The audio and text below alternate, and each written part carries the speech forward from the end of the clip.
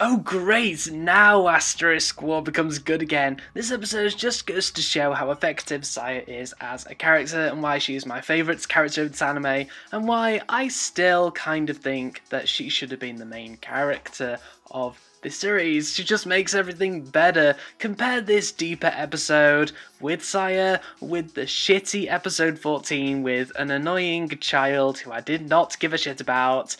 The difference is quite significant, people. So in episode 14, we get loads of pointless filler as Hughlisa's pal, annoying girl, I can't even remember her name, arrives on the scene. They and Ayato have dinner together and they get into a painfully awkward conversation. Then the bad guy talks with Ayato and Hughlis, even though the bad guy literally says that he doesn't have to answer Ayato's questions. And then Ayato's friend, does anyone actually remember Ayato's friend's name, even at this point, is obviously an accomplice to the bad guy. So yeah, that was a really shitty episode that completely forgot that Asterisk War is supposed to be a colourful yet badass anime about girls with weapons, and it just became this cute fest which came off as cringeworthy and bullshit, and that episode really put me off from watching the rest of Asterisk War. Episode 15, however, has saved the day. It starts with a flashback of Ayato and his sister Haru training together,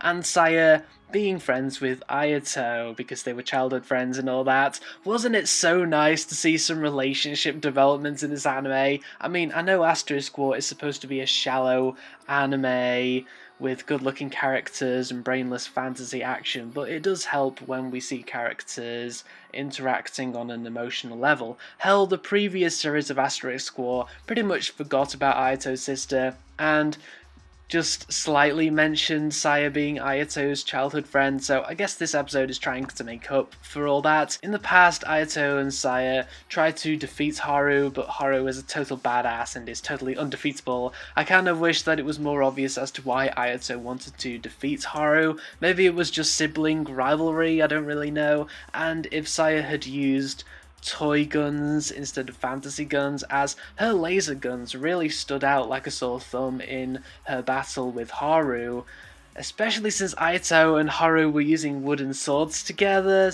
and somehow Haru's wooden sword blocked Saya's lasers. What the fuck? So anyway, Ayato in present day is dwelling on his sister a little too much as he gets closer to winning the Festa, so Saya comforts Ayato by saying that Haru must have a really good reason for not contacting Ayato and that it's nothing personal. Wasn't that such a nice scene? The friendship between Saya and Ayato was set up with the flashback and then later on executed in a quite an emotional scene between the two.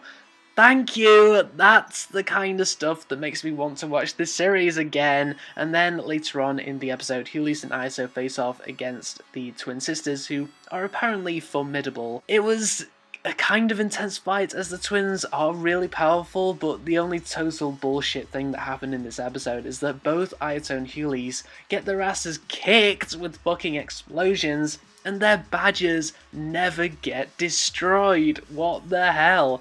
Anyway, this episode ends with Ayato suddenly gaining confidence in the battle somehow because of something that Hughlis said, and I am interested now in how Ayato and Hughlis will win this fight. So yeah, episode 15 has given me a lot more confidence in Asterisk War, which is really saying something to me personally, considering I very, very, very nearly dropped this series. It hasn't been completely saved as there was bullshit in this episode here and there. I mean, how Hughlis managed to work out how and why Ayato is feeling the way he does with little to no information is beyond me, but there was also sweet, deeper moments between Ayato and Saya, which I bought. I have noticed as well that the voice acting has become less natural than Series 1 to the point where the voice acting is starting to get overbearing. I mean, just listen to the commentators in this episode. They are beginning to annoy me, but perhaps I'll get used to all that in time. Now let's see how Ayato and Hughlis will fare now that Ayato has